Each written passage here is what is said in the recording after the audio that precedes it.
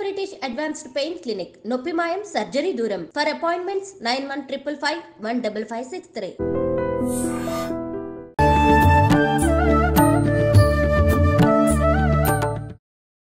నమస్కారం, welcome to I dream. ధర్మ మార్గం విత్ విజిత కార్యక్రమానికి స్వాగతం. ప్రస్తుతం మనతో పాటు ఉన్నారు ప్రముఖ జ్యోతిష్య వాస్తు పండితులు నానాజీ పట్నాయక్ గారు. ఇప్పుడు వారితో మాట్లాడి మరిన్ని విషయాలు తెలుసుకుందాం. నమస్తే అండి. శ్రీమాత్రే నమః. గురుగారు, సంపూర్ణంగా లక్ష్మీదేవి కటాక్షం కలగాలంటే, ఆవిడ అనుగ్రహం పొందాలి అంటే, వచ్చిన లక్ష్మి స్థిరంగా ఉండాలి అంటే నిత్య దీపారాధన ఏ విధంగా ఉంటే బాగుంటుందంటారు? తప్పకుండా అమ్మ. ఫస్ట్ ఆఫ్ ఆల్ ఏంటంటే, నిత్య దీపారాధన చేసుకుంటే పరిపూర్ణంగా లక్ష్మి వస్తుంది అని కాదు. అక్కడ నిత్య దీపారాధన చేసుకుంటూ ప్రతి ఇంట్లో ఉండే వాళ్ళు లక్ష్మీ అష్టోత్తరం చదువుకోవాలి అనేటువంటి ఒక నియమం ఉంది. ప్రతిరోజు ప్రతి గృహిణి కదా, ఆ ఇంట్లో ఉండేటువంటి పర్సన్ ఎవరైతే యజమాని ఉంటారో ఖచ్చితంగా లక్ష్మీ అష్టోత్తరం చదువుకోవాలి. దేనికంటే ముఖ్యంగా అసలు లక్ష్మీదేవి అంటే ఎవరు అనే విషయాన్ని పరిపూర్ణంగా తెలుసుకోవాలి. పరిపూర్ణంగా తెలుసుకోకుండా లక్ష్మి అనుకుంటే మాత్రం కాదది. నా ఉద్దేశంలో లక్ష్మీదేవి అంటే కేవలం పటంలో ఉండేటువంటి అమ్మవారు మాత్రమే కాదు, గుర్తింపు అని అర్థం. లక్ష్మి అంటే గుర్తింపు.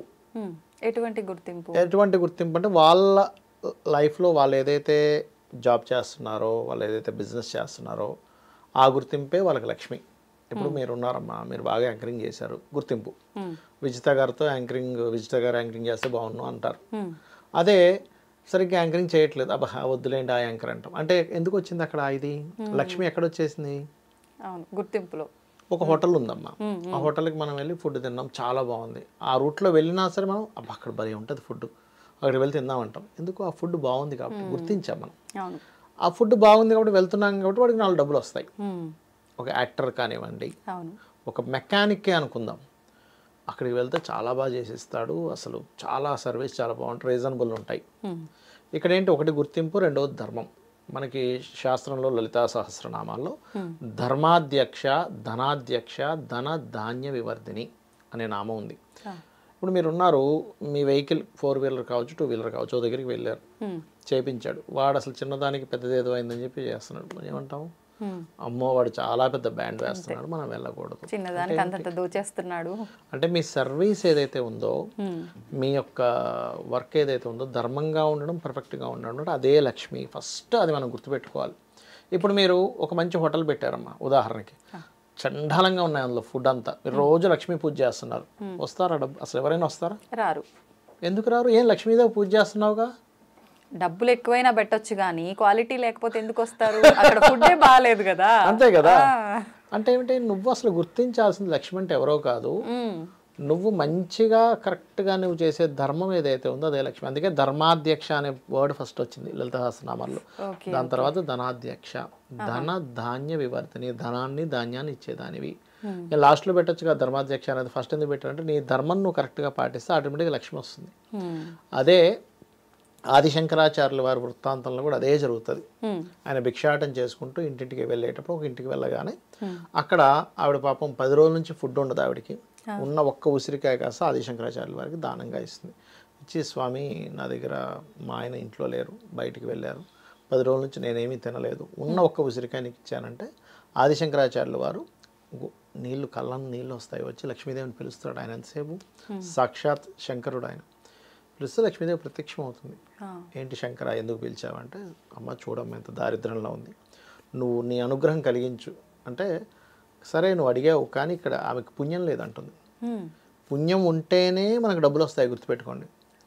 మరి నెక్స్ట్ ఏమిటి అంటే, ధర్మం ఉంటే కూడా డబ్బులు వస్తాయని చెప్పడం ఆ కథ యొక్క వృత్తి. ఇప్పుడు పుణ్యము ఉండాలి, ధర్మము ఉండాలి. పుణ్యం లేకపోయినా కనీసం ధర్మం ఉండాలి.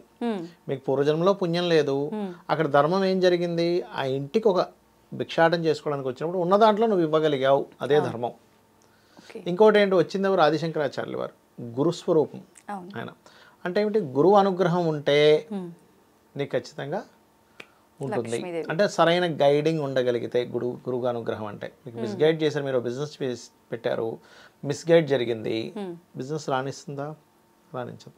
అలాగే గురువానుగ్రహము, ధర్మము, మీరు ఏ పని అయితే చేస్తారో అది లక్ష్మి అని భావించాలి. ఫస్ట్ నేను ఉన్నాను ఒక ఆస్ట్రాలజర్గా, నాకు లక్ష్మి ఎవరంటే నాకు జాతకం చూపించుకోవడానికి ఒక వ్యక్తితో వాస్తు చేసే చూపించుకోవడానికి వ్యక్తికో నేను ఎంతవరకు నేను న్యాయం చేయగలను అనే దాన్ని ఎప్పుడైతే నేను పర్ఫెక్ట్గా ఉంటానో అప్పుడు ఆటోమేటిక్గా అదే లక్ష్మి. అంతేగాని ఏదో వస్తున్నారు ఏదో మాట చెప్పి పంపించేద్దామంటే అది లక్ష్మి అవ్వదు. అది అట్లా ఫస్ట్ ఇక్కడ నీకు వచ్చే సోర్స్ ఆఫ్ ఇన్కమ్ కావచ్చు, సోర్స్ ఆఫ్ ఏదైతే ఉందో ఆ సోర్స్ ఈజ్ లక్ష్మి అని పట్టుకోవాలి.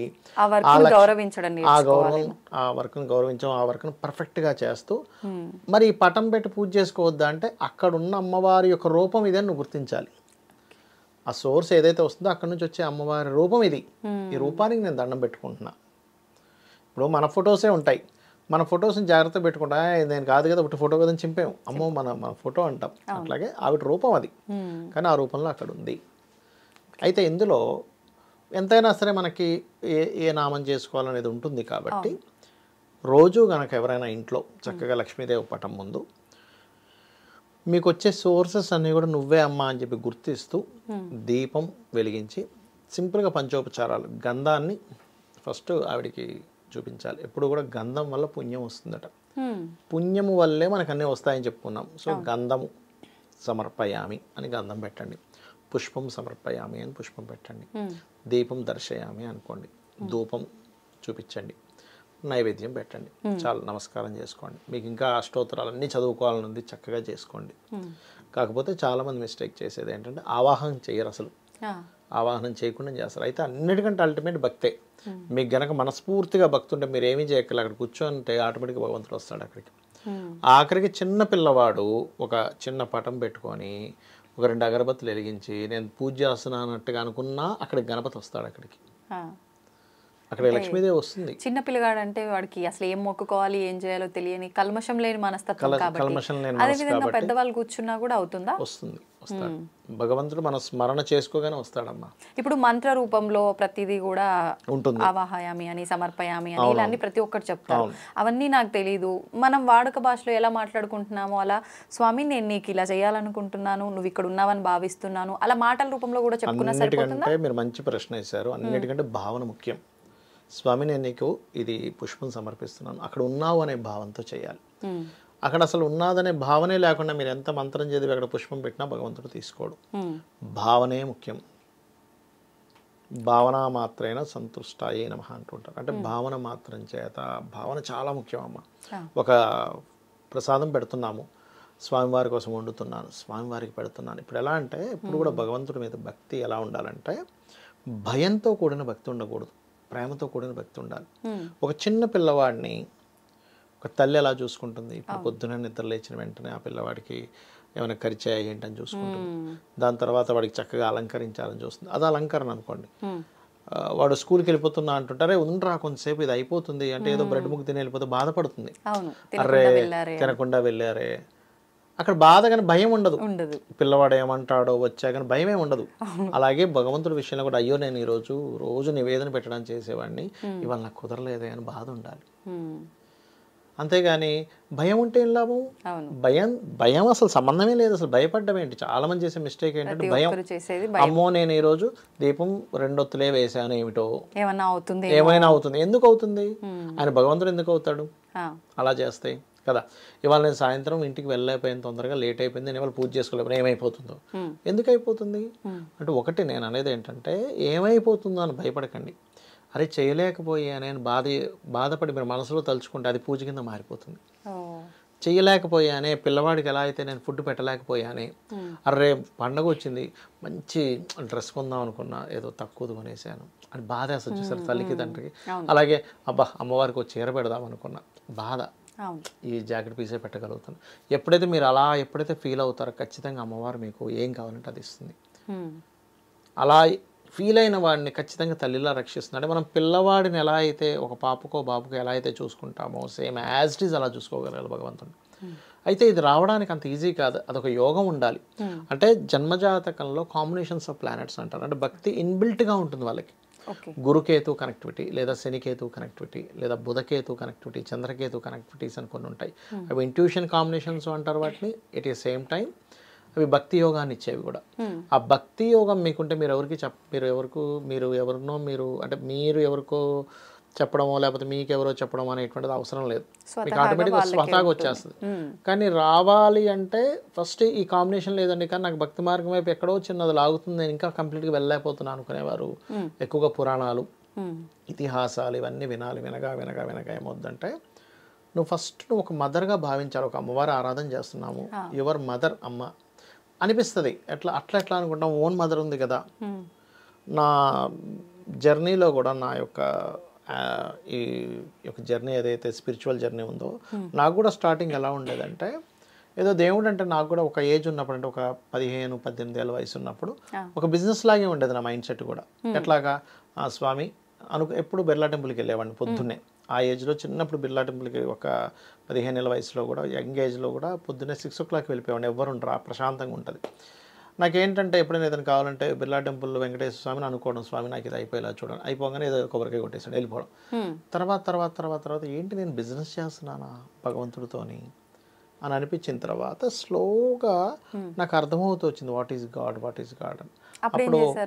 అప్పుడు నాకు రియలైజేషన్ స్టార్ట్ అయింది. ఎక్కడంటే లేదు, ఇది ఒక మదర్లా ఫీల్ అవ్వాలంటే ఎట్లా ఫీల్ అవుతాం, మదర్ ఆల్రెడీ ఉంది, తను మదర్ అని ఎట్లా ఫీల్ అవుతాం అని అనుకున్నప్పుడు, లేదు సరే ఇప్పుడు మదర్ ఉంది, మదర్కి మదర్ ఎవరు అవుతారు, ఏమవుతారు, నానమ్మ.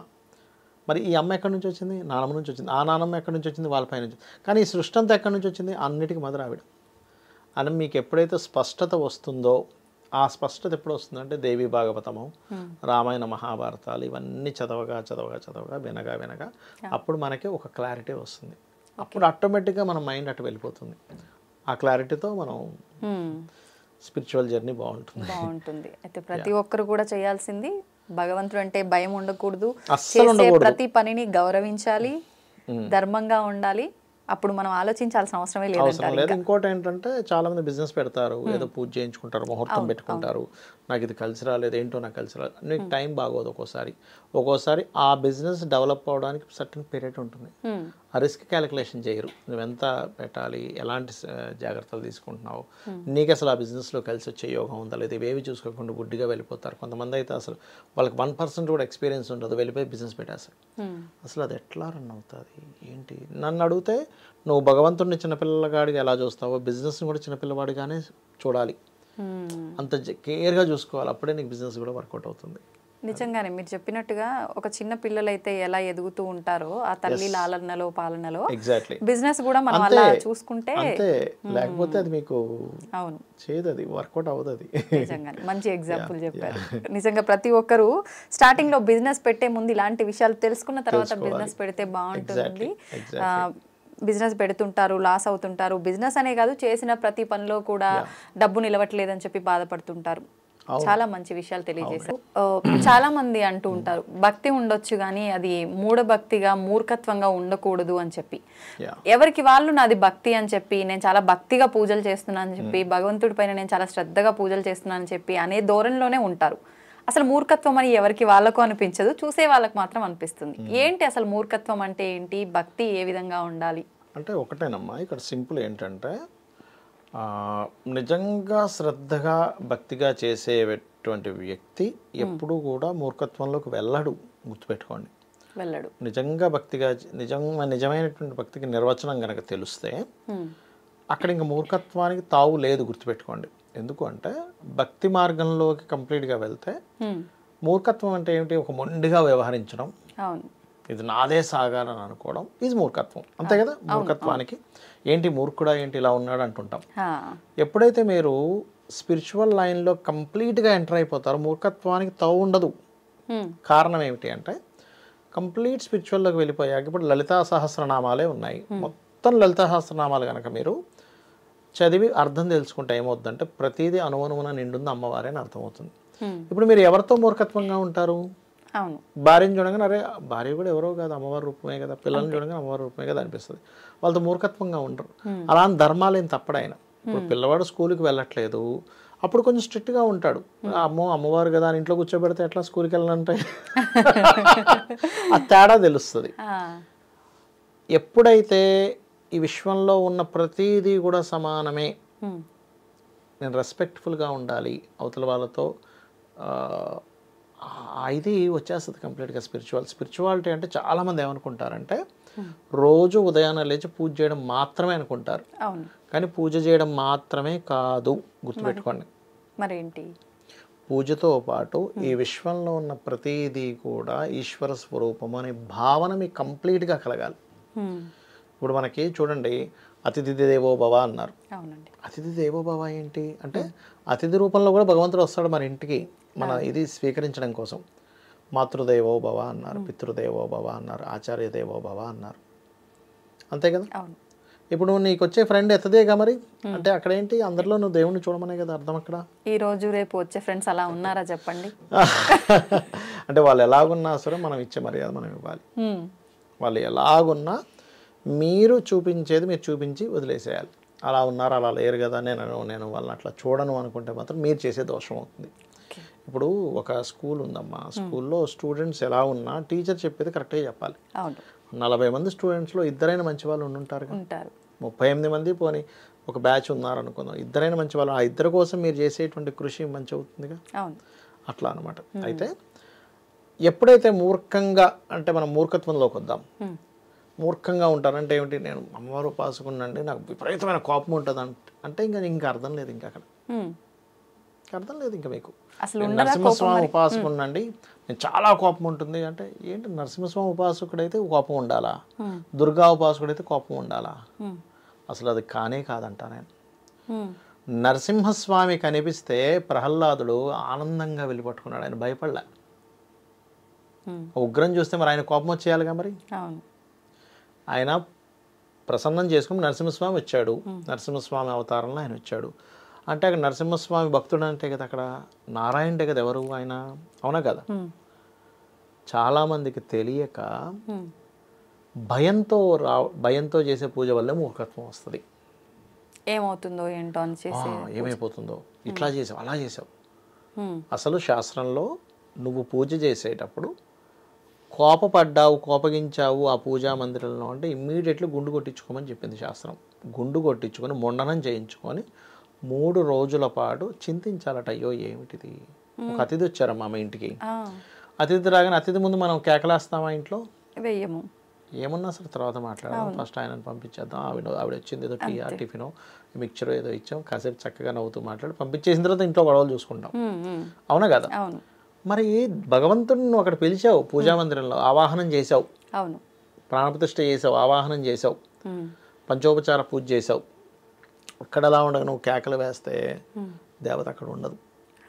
అందుకని ముండనం కొట్టించుకొని 3 రోజులు చింతించి అయ్యో ఇంకోసారి అలాంటి పని చేయని చెప్పి అపరాధం చెప్పుకొని నువ్వు మళ్ళీ పూజ స్టార్ట్ చేయాలి. శాస్త్రం అది. అంటే ఏమిటి అంటే అలా చేయకపోతే ప్రశాంత అంటే దోషమా ఏదైనా? అలా కాదమ్మా, అతిథి ముందు నువ్వు అలా చేస్తావా అని నేను తప్పు చేశాను అని చెప్పి దానికి నాకు నేనే రియలైజ్ అయ్యి ఒక శిక్ష వేసుకోవడమా?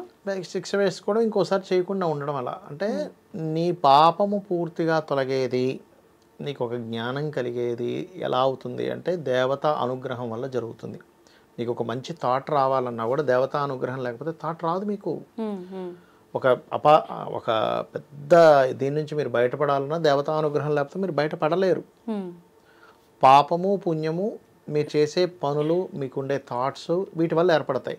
ఈ థాట్ ఎక్కడి నుంచి వచ్చింది అంటే దేవత వల్ల వస్తుంది. మనకి స్పిరిచువల్గా ఆలోచిస్తే ఒక దేవత ఒక థాట్ని ఇస్తుంది, గుర్తుపెట్టుకోండి. అంటే అది మంచి అయినా చెడైనా మీ ప్రారంభ కర్మ బట్టి ఉంటుంది. ఇప్పుడు ఎట్లా అంటే మాయా రూపంలో అదే అమ్మవారు మాయా రూపంలోని చేస్తుంది, అదే అమ్మవారు ఆ మాయని తొలగిస్తుంది. మీ ప్రారంభ కర్మను బట్టి పరీక్షించడానికి, మీ ప్రారంభ కర్మ వల్ల. ఇప్పుడు ఒక వ్యక్తి ఉన్నాడు, విపరీతంగా షేర్స్లో డబ్బులు పెట్టేవాడు. వాళ్ళ మిస్సెస్ ఈయనకి చెప్పినా వినిపించుకోవడం పెట్టనిచ్చింది. మొత్తం ఖాళీ అయిపోయి కోట్ల రూపాయలు ఖాళీ అయిపోయాక ఇప్పుడు అరే నేను ఇట్లా అయింది ఏంటంటే ఉండాల్సిందేమో అంటే వాళ్ళ మిస్సెస్ ఒకటే మాట, మీకు చెప్పినా వినరండి నాకు తెలుసు, అందుకే నేను మీకు రియలైజేషన్ వచ్చేదాకా కోట్లు పోతే పోయినాయి, మీకు రిలేషన్ వస్తుంది కదా అని ఊరుకున్నా అన్నది. చెప్పగానే బుద్ధి చెప్పింది. అరే ఇదేంటి అంటే అదంతే. అలా ఏంటంటే మూర్ఖత్వం అనేటువంటివి స్పిరిచువల్ లైన్లో ఎక్కడుంటాయో చెప్తాను నేను మీకు. ఒక పూజ చేసేటప్పుడు ఖచ్చితంగా ఇవే వాడాలి మ్మ్. అనేటువంటివి. ఇవి లేకపోతే అమ్మో దేవుడి కోపం వచ్చేస్తుందేమో అనుకోవడం వేరు. కొన్ని కామ్యం కోసం చేస్తాం, కామ్యం నెరవేరడానికి చేస్తారు, కొన్ని హోమాలు కొన్ని ద్రవ్యాలు వాడతారు, ఆ, అప్పుడు వేరు. Okay okay. కానీ ఇవేవి కాకుండా భక్తిని పక్కన పెట్టేసి లేదు నేను ఎర్ర వస్త్రమే కట్టుకోవాలి, కానీ భక్తి లేదు, ఏం లాభం? ఎర్ర వస్త్రం కట్టుకుంటే ఏం లాభం? మ్మ్. లేదు నేను అక్కడ పలానా ఇది బలి ఇవ్వాలి అనుకుంటుంటారు. బలి అంటే ఎంతసేపు కోడిను మేకను కొయ్యడం కాదు, అన్నాన్ని కూడా బలి అంటారు. అన్నాన్ని పెట్టి ఓ పెరుగన్నమో లేకపోతే అక్కడ ఆ దేవతకి ఇప్పుడు ఉదాహరణకు మాతంగి అమ్మవారి చేస్తున్నాం అనుకోండి, పెరుగన్నాన్ని బలిగా పెడతారు, బలి మంత్రం చదువుతారు, మ్మ్. బలిగా పెట్టి బలి మంత్రాన్ని చదివి దాన్ని తీసుకెళ్ళి బయట ఉండేటువంటి కుక్కలకి పిల్లలకి వాటికి ఆహారంగా వేస్తారు. అంటే నువ్వు ఒక దేవతా స్వరూపంలో ఒక దేవతని ఆరాధించేటప్పుడు నీకు నువ్వు ఒక్కడివే బతకడం కాకుండా మరొక ప్రాణికి కూడా నువ్వు ఫుడ్ ఇవ్వాలి. మ్మ్. ఇప్పుడు అన్నము ఇలాంటివి ఆహార పదార్థాలు వండినవన్నీ కూడా నైవేద్యంగా మాట్లాడుకుంటాం, కానీ బలిగా ఎలా తీసుకుంటాం? అది వేరు, నైవేద్యం వేరు, బలి వేరు. మ్మ్. నైవేద్యంగా పెట్టిన దాన్ని మీరు ప్రసాదంగా తీసుకోవచ్చు, బలిగా పెట్టిన దాన్ని మీరు ప్రసాదంగా తీసుకోకూడదు. అంటే అది బలిగా పెడుతున్నామని మనం భావన చేయాలా? బలి మంత్రం ఉంటుందమ్మా, మంత్రం చెప్పాలా? మ్మ్. పెట్టి ఆ బలి మంత్రాన్ని చదివి నీరు చల్లేసి ఓకే. బలి సమర్పయామి అని చెప్పి ఇచ్చేసిన తర్వాత ఆ అన్నాన్ని తీసుకెళ్ళి మనకి ఏవో ఉంటాయి కదా, ఆవులో కుక్కలో కోళ్ళు ఏవో ఉంటాయి కదా, వాటికి పెట్టేస్తారు. ఆహాహా. లేకపోతే మామూలుగా మీరు ఓన్గా ఏం పెంచుకోవట్లేదు, తిరుగుతుంటాయి కదా కుక్కలు, తిరిగేది మీకు తెలుస్తుంటుంది కదా వీధిలో ఎక్కడో దగ్గర, అక్కడ పెట్టి ఏ కుక్కను పిలిస్తే తినేస్తుంది. అంటే ఏమిటి, నీ యొక్క పూజలో నువ్వు కేవలం నీవేదో తీసుకొని తినడమే కాకుండా ఇలా పెట్టేటువంటి ప్రాసెస్ బలి అంటారు యాక్చువల్గా. Okay okay. అది బలి. ఇందులో కొంతమంది వామాచారము అండ్ కౌలాచార విధానాల్లో కొంతమంది మేకల్ని ఇవ్వడం, లేకపోతే ఒక పావురాన్ని ఇవ్వడం, చాలామంది తెలియక కోడిని ఇస్తారు. కోడి అసలు ఇవ్వద్దని చెప్పింది శాస్త్రం. చాలామంది ఇప్పుడు మీరు కాళికా పురాణం కనుక చదివితే కోడి ఇవ్వకూడదు బలిగా. ఎందుకంటే కోడి అది పక్షి కాదు, అలా అని జంతువు కిందకి రాదు. అది 4 కాళ్ళ జంతువులాగా ఎంత దూరం అంటే అంత దూరం పరిగెట్టలేదు అది, అలా అని పక్షిలాగా ఎగరలేదు. అందుకని కోడిని నిషేధం చేశారు. పౌరం ఇవ్వచ్చు అని చెప్పారు, మేకని ఇవ్వచ్చు అని చెప్పారు. పావురం ఎగురుతుంది కదా, పక్షి 4 కాళ్ళ జీవుల్ని ఇవ్వచ్చు అని చెప్పారు. అది కూడా ఏంటి, ఈ యొక్క దీంట్లో బలి నిషిద్ధం కలియుగంలో. కాకపోతే కొన్ని ఆచారాల వాళ్ళు పాటిస్తూ ఉంటారు. ఒరిజినల్ బలి ఏమిటి అంటే మీరు అన్నంతో పెట్టేదాన్ని కూడా బలి అంటారు. మీలో ఉండేటువంటి కామక్రోధ వికారాదుల్ని వదిలేయడం కూడా నిజమైనటువంటి బలిగా కొంతమంది చెప్తూ ఉంటారు. అది కూడా నిజమే చెప్పాలంటే. అది మీకు ఇక్కడ సందేహం కలుగుతుంది చాలామందికి, ఏమండి మరి బలి అంటే ఒక మేకని ఇస్తే అమ్మవారి కోరుకుంటుందా, అమ్మవారికి అందరూ ఇదే కదా అంటే అమ్మవారు ఎక్కడ కూడా నువ్వు ఇవ్వమని అడగదు. ఆ కిందని పరివార గణాలు కొన్ని ఉంటాయమ్మా, వాటికి అవసరం పడుతుంది. ఇట్లాంటివి కొన్ని చేసేవాళ్ళు అట్లాంటివి చేస్తారు. ఎందుకు మీకు కామాఖ్యలో బలులు ఇస్తారు.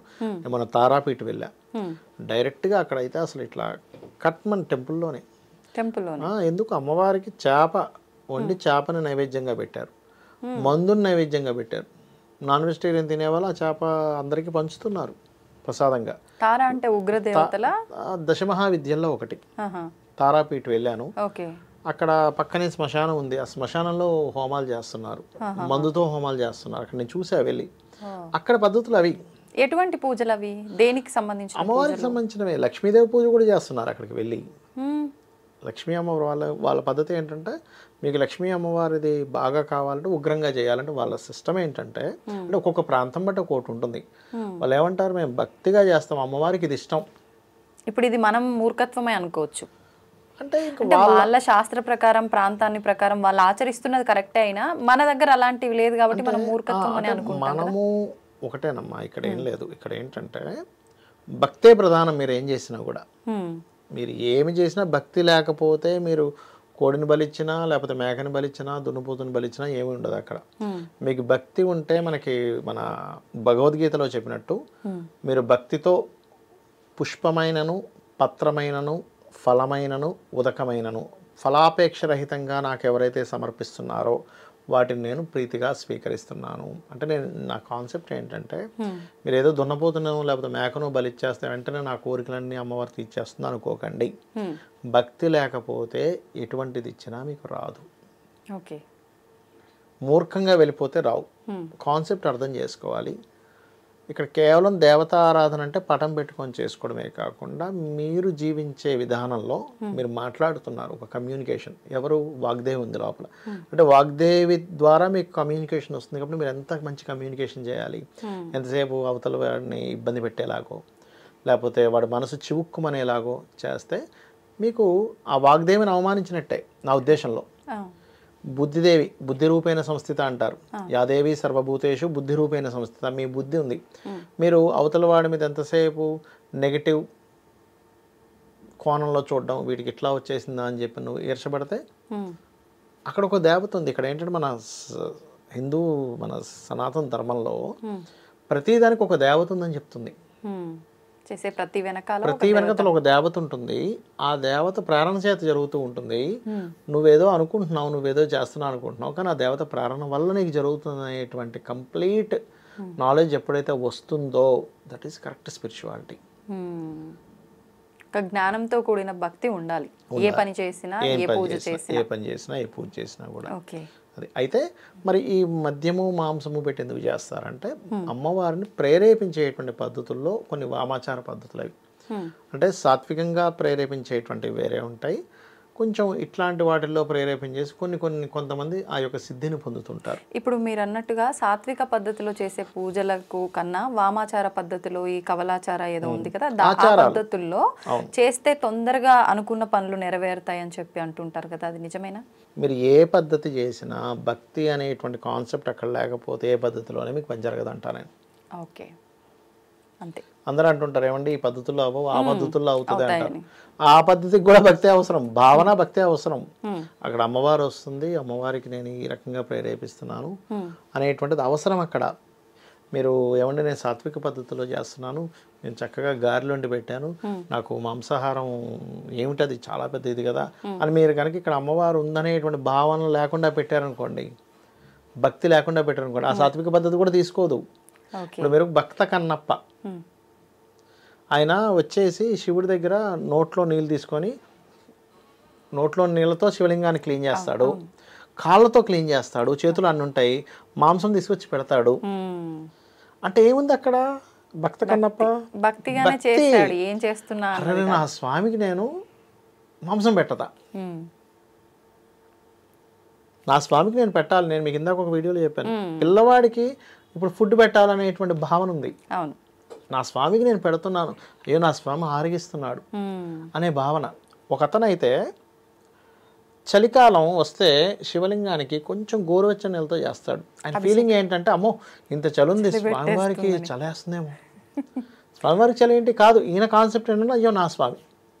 ఇది భక్తి మూర్ఖత్వమా? భక్తి కూడా అవుతుంది. అంటే దానివల్ల ఎవరు ఇబ్బంది పడట్లేదు కదమ్మా. ఇప్పుడు స్వామివారికి నేను ఇది చేద్దాం అనుకునేటప్పుడు ఇంకో వ్యక్తి ఎవరైనా ఇబ్బంది పడుతున్నారా? అక్కడ లేదు. నువ్వు చేసే పూజ వల్ల ఇంకొకళ్ళు బాగా ఇబ్బంది పడుతున్నారు. ఇక్కడ మళ్ళీ రెండు రకాలు ఉంటాయి. ఇప్పుడు ఇంట్లో ఒక అబ్బాయి పూజ చేసుకుంటున్నాడు, అమ్మాయి ఏంటంటే ఏంటి పూజలు అనుకుంటుంది, అది తప్పే, అమ్మాయి చేసే తప్పు. ఎందుకంటే మిమ్మల్ని ఇబ్బంది పెట్టట్లేదు కదా.